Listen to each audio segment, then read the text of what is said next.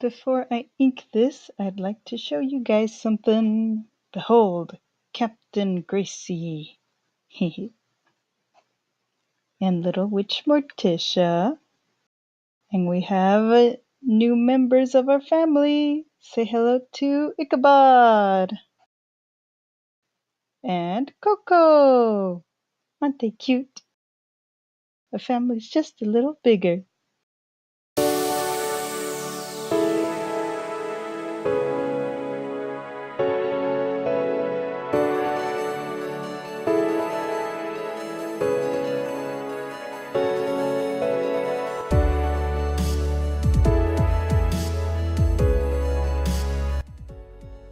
Hello, fellow trainers and illustrators. I am your host, Bettimus. You may call me Betty or even B for short. And we are now at the end of week 3 in Inktober. Wow, this month is going by really fast. I don't even have a costume planned. In fact, I was having a difficult time with this one.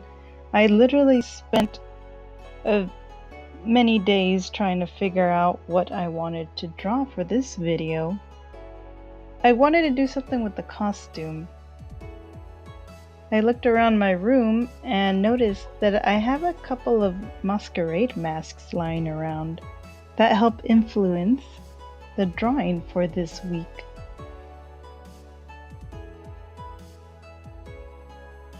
I chose Volcarona this time because looking at the art prompt, one of the words that popped for the week was incinerate.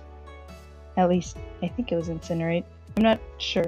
But it had something to do with fire and flames. Whenever I think of flames or fire types in the Pokemon world, my mind often goes to Volcarona just because I love its design. The wings are beautiful. They look like the sun. They look like flower petals. And believe it or not, I really like that it's got a fluffy top.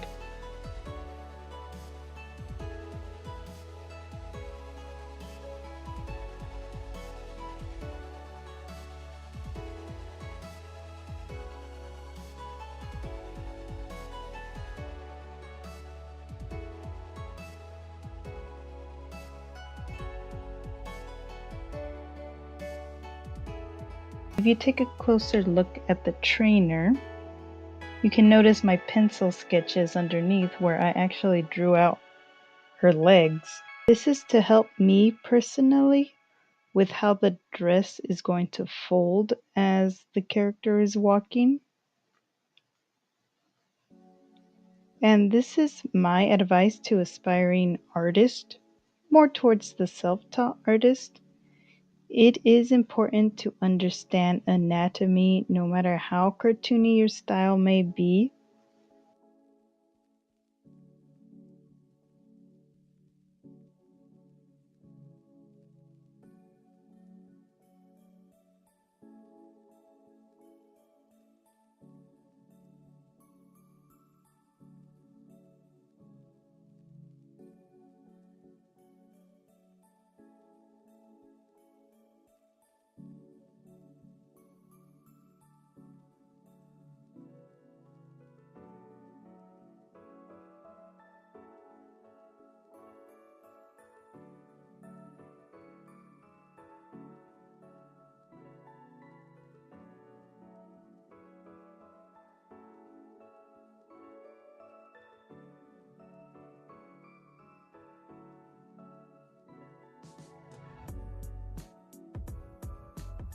Last week I inked the illustration using one size pen before switching to a brush pen to add that line variance. I found that to be a much easier process than switching between pens first time around. So I decided to go with the same technique here. I am starting with a small tip because it is easier to build up the thickness of the line rather than to go back and try thinning it out with whiteout or something similar. And it's working for me.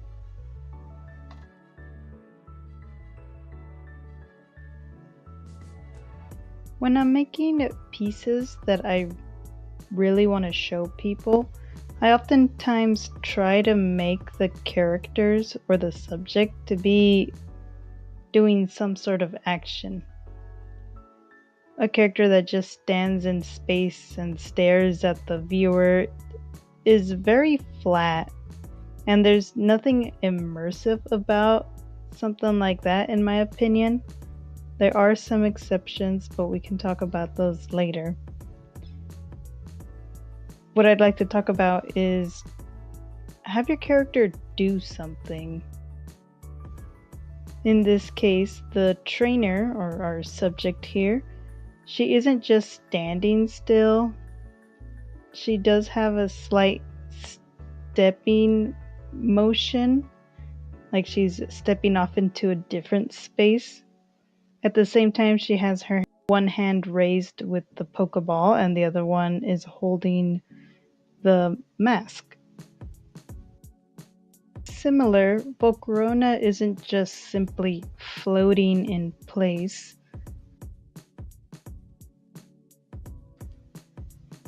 Volcarona has her body slightly shifted to the left, but then her head comes and twists so that she can be looking at the trainer.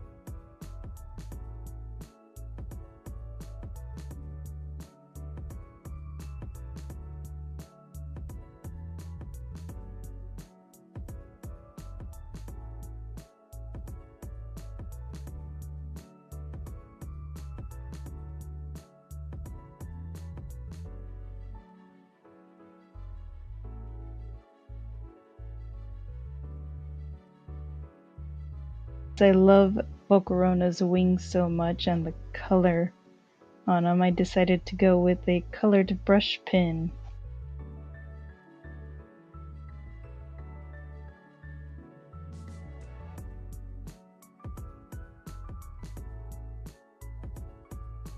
I like the idea of a masquerade.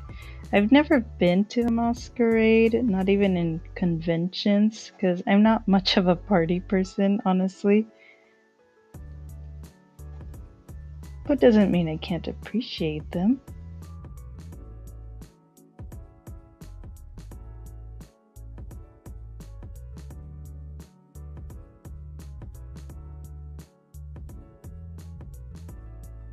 Time to erase those marks.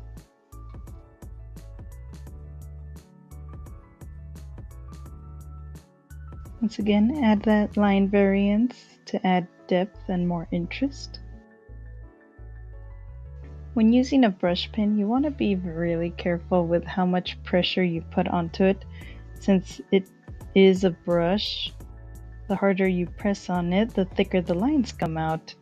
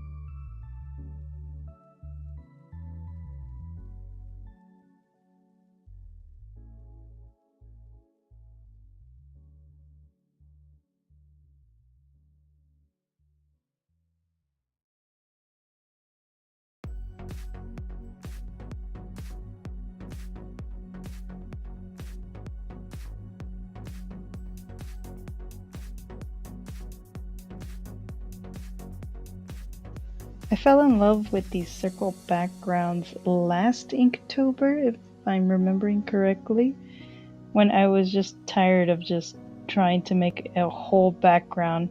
It's one of the reasons why I stopped almost immediately 2 Inktober's ago. I had felt that trying to make a piece for Inktober had to be really big. I quickly realized that the size of the pieces that I was making was a little overwhelming for me. And I kind of fell behind and stopped Inktober altogether. That was 2 years ago. And last year I started playing around with the backgrounds, like the circle shapes. I did some rectangle shapes, but I did have a lot more fun with the circle shapes. As you guys can see, I'm cross-hatching for the background. Cross-hatching is making crisscross lines. I'd say not to worry so much about the parallel of the lines, because one specific line will be lost in the many lines you'll end up making. That said, if you do have one line that is horribly out of line, pun not intended, the line will stand out.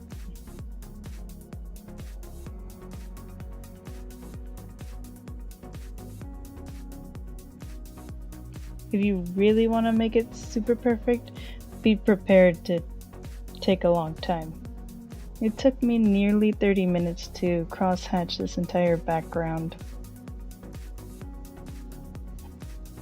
If you notice, I have a semi-even cross-hatching, and then once it gets further away from the characters, I do a little bit of more cross-hatching just so that it has that darker look.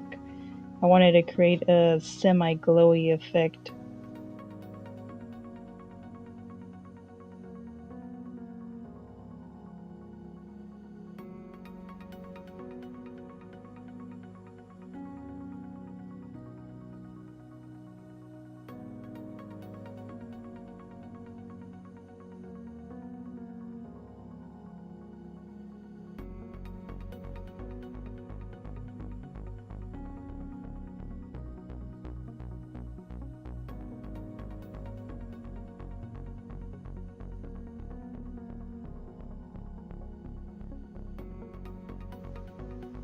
For the really dark areas, I pulled out my brush pen again and just darkened up the edges using the same cross-hatching technique to keep it looking natural.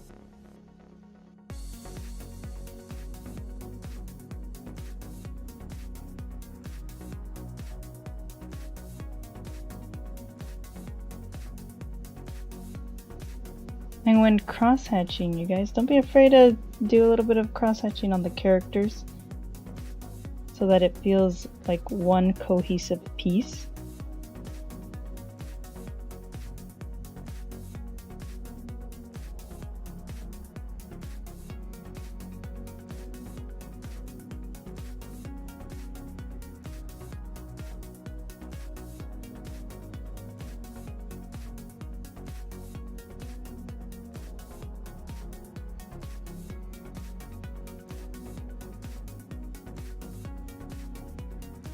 I'll admit I did go a little light on the cross-hatching for my character.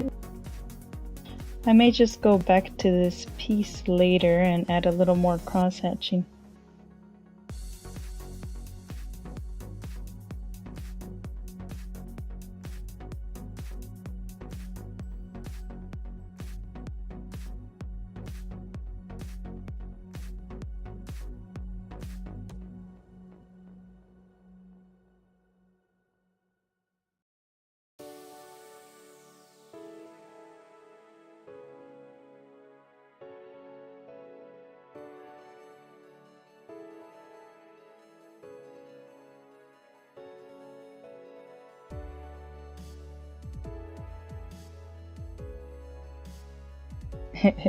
Mr. Gracie approves. Hey, where are you taking that? Thank you guys for watching. I hope you enjoyed this one. If you guys were to go to a masquerade in your choice of Pokemon inspired outfit, what would it be? I'm such a nerd when it comes to Pokemon. Let me know in the comments, I'd like to know. And if you enjoyed this video, please leave a like. Don't forget to subscribe to see more. And until next time, illustrators, trainers, and coffee lovers, stay cozy!